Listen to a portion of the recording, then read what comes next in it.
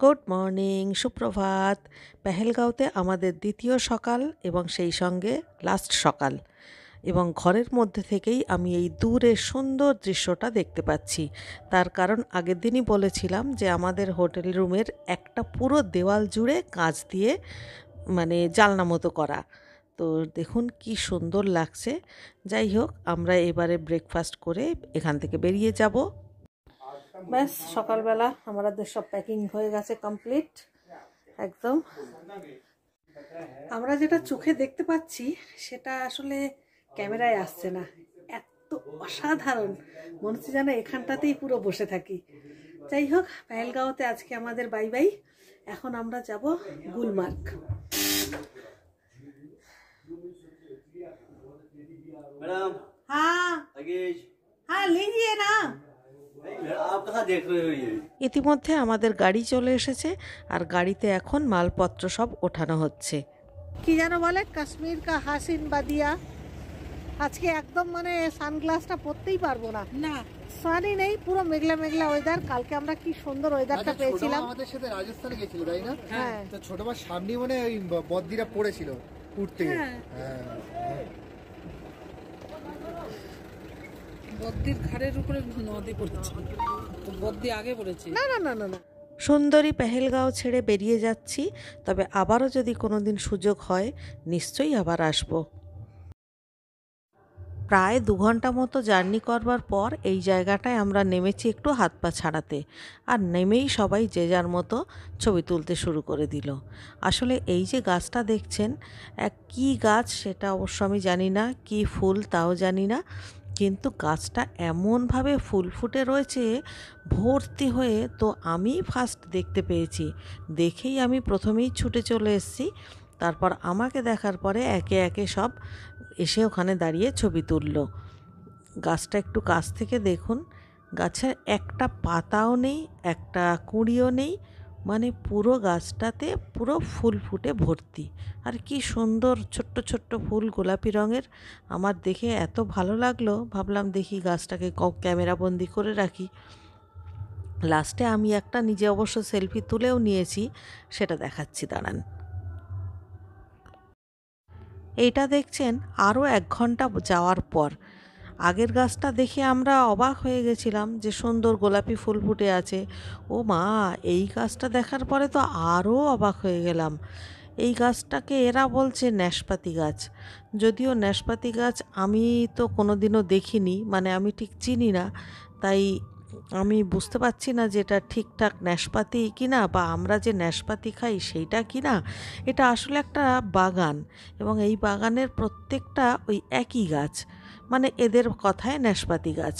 কিন্তু দেখুন কেমনভাবে ফুল ফুটে রয়েছে, মানে জটাতে জটাতে, মানে কি বলে, ওই জটার মতো ফুল ফুটে রয়েছে, মানে মনে হচ্ছে যেন দূর থেকে শিবের জটা।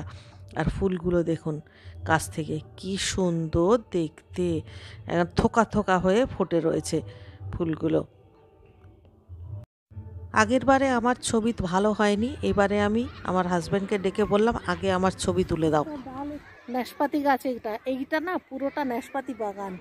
আর এই যে ফুলগুলো, এগুলো ন্যাশপাতি ফুল। মানে দূর থেকে যে গাছগুলো তুললাম সেটা উঠতে পারলাম না, কিন্তু কি সুন্দর দেখতে। ন্যাশপাতি ফুল এত সুন্দর দেখতে আমি কোনোদিনও জানতাম না, এখানে এসে না দেখলে। আর গাছে ফুল হয়ে রয়েছে, গাছে কোনো পাতা নেই, কিন্তু এই যে গাছে কোনো পাতা নেই, শুধু ফুল। কি অবস্থা, অসাধারণ অসাধারণ।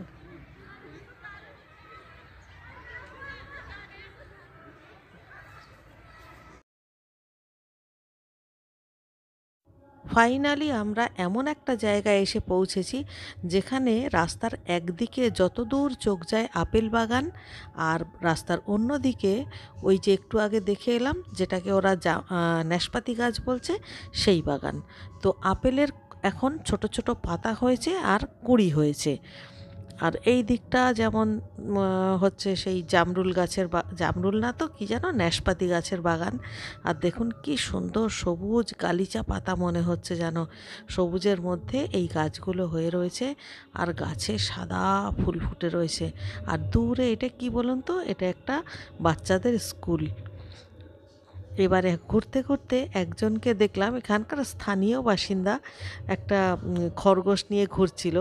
আমি একটু ওনার কাছ থেকে খরগোশটাকে কোলে নিলাম একটু আদর করবার জন্যে। কি সুন্দর লাগছিল, আর পরিষ্কার পরিচ্ছন্ন তো দেখেই কোলে নিতে ইচ্ছা করলো।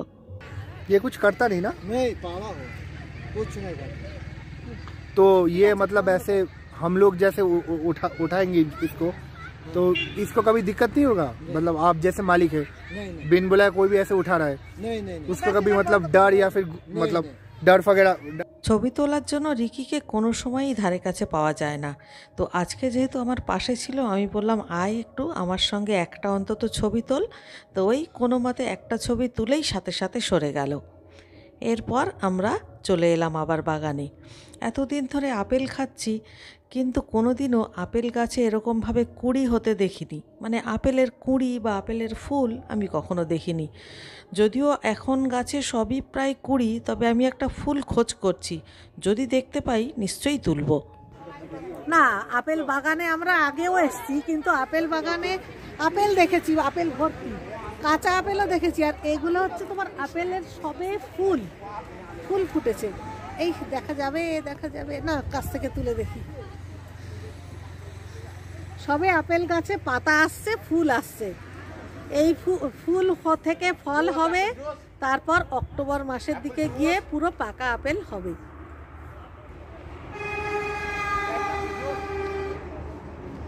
দারুণ না?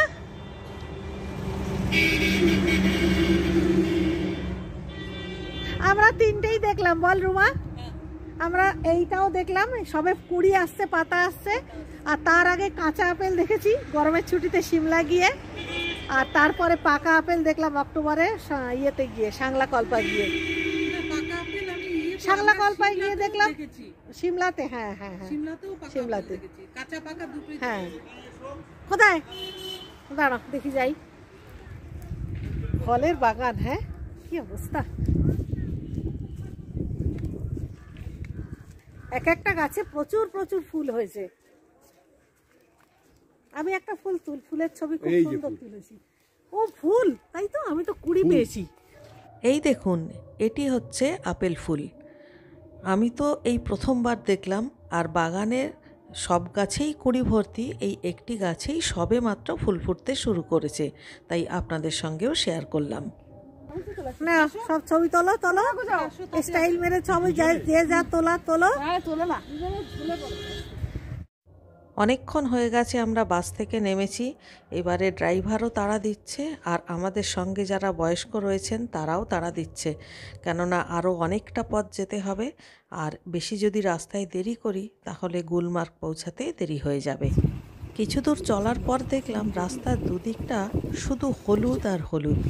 কাশ্মীরে যে এত সর্ষের চাষ হয় তা তো জানতাম না।